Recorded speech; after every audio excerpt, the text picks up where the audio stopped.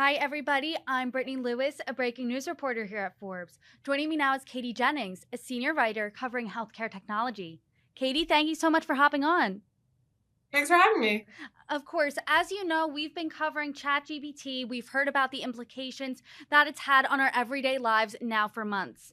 You're covering the intersection of ChatGPT and healthcare. What can you tell us? So it's early days for ChatGPT in healthcare, but we're starting to see some interesting applications. Among them, there is a publicly traded company called Doximity that has just released what they're calling DocsGPT, which is a prompt library to help doctors relieve some of the administrative burdens that they see every day in their practice. When you hear this first, you're wondering, is this going to cut jobs? What is this going to do for healthcare administrators? So I think one of the things about healthcare, and you may have experienced this, but the technology can be really outdated. So one of the issues is that a lot of doctors' offices and hospitals are still using fax machines, even though it's 2023. And it's not even, is this going to cut jobs at this point? It's really, can this make things a tiny bit faster so that the administrative staff that already have these jobs maybe can spend a little less time and do their jobs more efficiently? Can you break it down for us a little further? What exactly is DocsGPT doing? So DocsGPT is it's based on OpenAI's ChatGPT models, which are what we've been hearing so much about. But so one of the big administrative hurdles for doctors' offices is this relationship with insurance companies, where a doctor could prescribe a medication, and then the insurance company says, no, actually, we want you to try this other one, or we're not going to reimburse that. And so what ends up happening is the doctor has to spend about 20 minutes, maybe more, and write what's called an appeal letter. And so I spoke to a doctor who's practicing in Boston, and Eli Gelfand, and what he said, he's now using ChatGPT to be able to write these letters in around 1 minute. So that's down from 20 minutes. He didn't have specific experience using DocsGPT, but the idea is the same, that you can basically type in a person's diagnosis, type in the medication that the doctor wants to give them, and DocsGPT or ChatGPT can help generate a letter. But what I should say is, whenever you're dealing with healthcare, there are some concerns around security and the privacy of patients' health information. And that is going to be a consideration going forward. And so basically what these doctors are doing that I've spoken to, and what Doximity is recommending in DocsGPT, is that you should never include what's called the protected health information, private health information. So that's the person's name, their birth date, anything specific to them. Basically, what you would do is get help writing a letter faster based on general diagnosis, and then enter it into their medical record, and that is this privacy protected environment. I do want to talk about the privacy component here. Obviously, when it comes to healthcare, HIPAA is crucial. Would using a ChatGPT program like this endanger patient information or data in any way? I know you said they want to not use the name, but aside from that, could it endanger the patient's data? So, I would say I think we're still at early days, and I think this is going to be the biggest hurdle to more widespread adoption of this kind of technology going forward. And that's because there do need to be guardrails in doctors' offices and health systems. At this stage, is it really enough to say, okay, well, you're not going to enter that information in? So my colleague Rashi and I spoke to a privacy and cybersecurity expert who said one of the big issues going forward is that even if you're training these models on anonymized data, the artificial intelligence is so smart, essentially, that it could de-anonymize it, de-identify them. So even if you put in information that is general, it could potentially figure out who that person is. And I think that, not just for healthcare, but this is also going to be one of the big issues going forward, because the way that ChatGPT is trained, or any of these large language models, is they require huge amounts of data that are being input to train these algorithms. And I mean, that's one of the biggest questions going forward is, and especially in healthcare, is how can you use this in a secure and safe way? We've seen problems with ChatGPT just in everyday use, and OpenAI even admitted that there are still issues when it comes to its moderation and it isn't completely accurate. So, who would be behind fact checking these letters that the doctors are using with ChatGPT? So that is at the upfront, that's what Doximity is saying, that everything at this stage needs to be edited for accuracy. So you cannot just put something in, not read it, and then send it to an insurance company or whoever you're sending it to. And so right now, what they call this when ChatGPT makes up information, it's called hallucination, which is kind of a strange term since ChatGPT isn't a human and humans actually can hallucinate.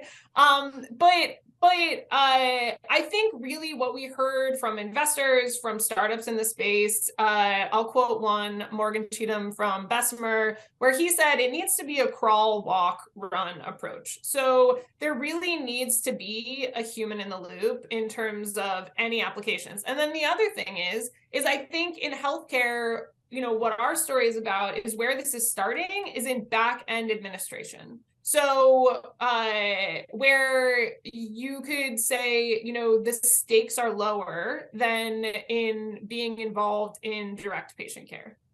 When it comes to obviously patient care, people want to make sure that, they're being seen, they're being heard. I do want to talk about the ethics here. Do people expect a human to be behind these sorts of documents? So I think you raise an interesting question, but again, I think it gets back to the point where it's not at the stage where a robot or a chatbot is just going to be doing this. You have a human in the loop.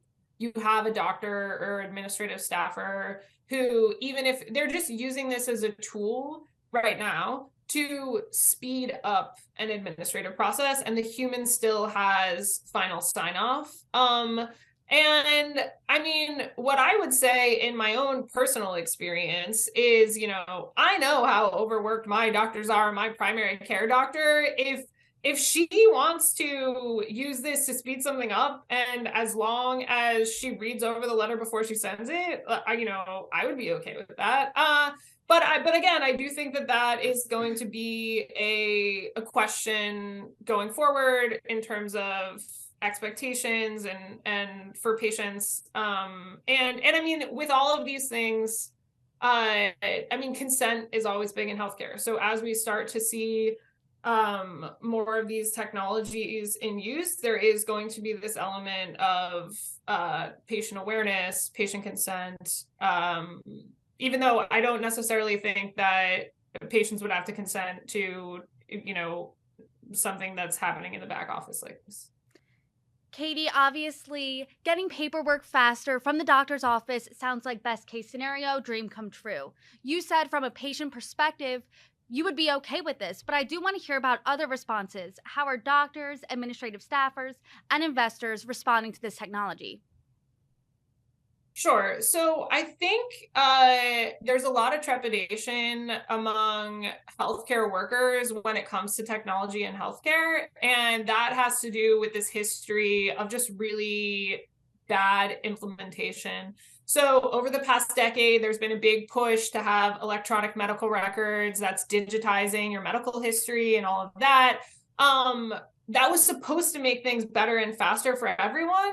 And what ended up happening is different hospitals use different electronic health records, so none of them can talk to each other. So if I get an MRI at one hospital and then I want it to be sent to my doctor, oftentimes I'm using a CD to be able to get those images from office to office. And so I think it's experiences like that that create hesitation, create skepticism. At the same time, you know, the skepticism is healthy when it comes to implementing new technologies, but I do think that that is a hurdle. That being said, we spoke to a really interesting company called Infinitus Systems, and this is a San Francisco-based startup.